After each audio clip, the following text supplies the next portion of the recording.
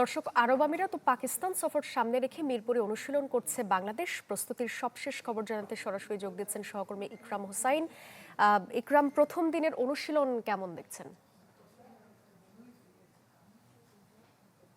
প্রথম দিনের অনুশীলন খুবই আসলে গোছানো কোনো অনুশীলন নয়, কারণ মাত্র দুজন ক্রিকেটারকে আমরা এখন পর্যন্ত দেখেছি, যে সৌম্য সরকার এবং তানজিদ তামিম হোম অফ ক্রিকেটের যে উইকেট আছে সেই উইকেটে প্র্যাকটিস করছেন। এবং আমরা দেখেছি যে কোচ মোহাম্মদ সালাউদ্দিন আছেন, যদিও হেড কোচ এখানে নেই, হেড কোচ সিলেটে আছেন, তিনি এ দলের খেলা দেখছেন। এবং মিরপুরে আমরা আরেকজন কোচকে দেখেছি, ফিল্ডিং কোচ জেমস পেমেন্ট, তাকেও দেখেছি।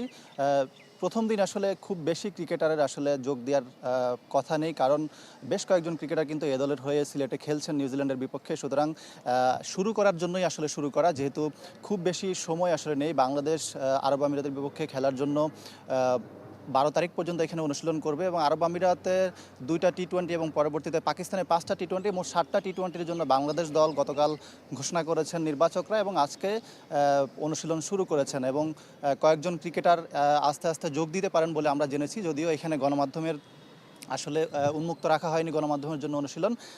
15 মিনিট অনুশীলন নিতে দেওয়া হয়েছে, যদিও মাত্র দুজন ক্রিকেটার অনুশীলন করছেন এবং দুজন কোচকে আমরা এখন পর্যন্ত দেখেছি।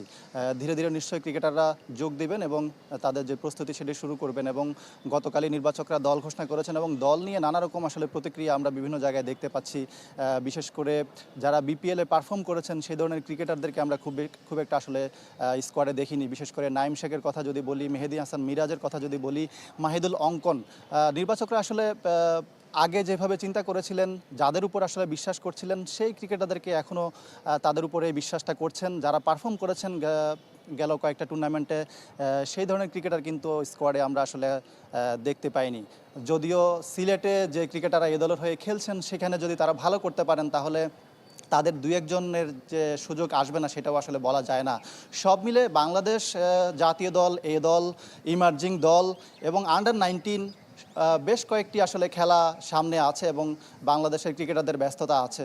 এই খেলাগুলিতে আসলে যারা ভালো করবেন তাদের উপরে আসলে নির্বাচকদের নিশ্চয়ই নজর থাকবে। সাদিয়া।